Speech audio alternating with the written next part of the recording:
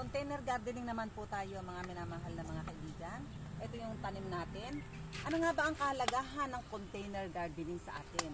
Unang-una yung mga nakatira dyan sa Manila.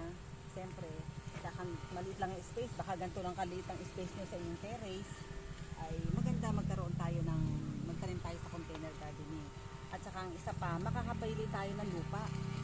Pwede tayong gumawa ng compost, bumili tayo ng lupa na merong ipa, may mga ipot na dyan, pambagay compost na ito. Makakapili tayo pag ng lupa, pag tayo ay magtatanim sa container gardening.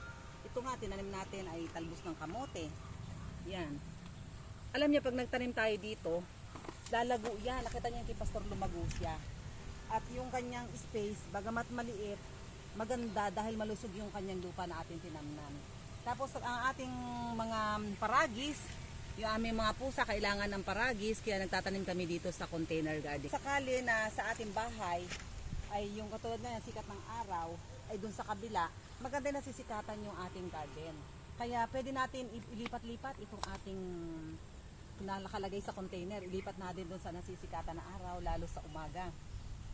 Kaya napakaganda ng meron tayong container gardening na pwede natin itong ilipat-lipat. Kapag naman bumating yung bagyo, ay mahangin doon sa kabila, pwede natin buhatin din at ating ilipat naman doon sa ating tabi para hindi siya masira yung mga halaman.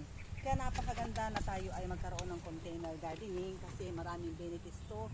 Magiging masaya tayo sa ating tahanan, tayo ay mayroong mga halaman. Yung lettuce namin, di ko na ipakita sa inyo. Alam niyo naman, nakita niyo na noon, nasa mga paso-paso nga lang din nakatanim. Kasi hindi naman ito sarili namin lupa. Kapag tayo medyo hindi na kailangan dito sa lupa, pwede natin talagang ilipat-lipat. Yung nakagandahan ng container gardening, makakapili tayo ng lupa na maganda. At yung tubig, konti din na maukonsume natin kasi dito lang kalating tasa lamang na tubig. Ang ginagawa ko, pag ako'y nagsinaing, naghugas ng sinaing ng una, lagi kong isine-save yun. Kahit malimutan ko yun ngayong araw na to, kinabukasan ng aking maalala, mas maganda yon, medyo mapanis-panis na ating ilalagay sa ating mga halaman. Kaya yung aking halaman dun sa bahay, yun ang aking pinandidilig, yung pinanghugas ko sa bigas. At para din tayo makatipid nga sa tubig.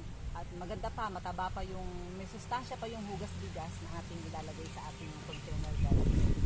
Ay aking kayong hinihimok na tayo ay magtanim. Maraming benepisyo itong ating pagtatanim na sa mga container gardening. Ating na pong subukan na tayo ay magtanim.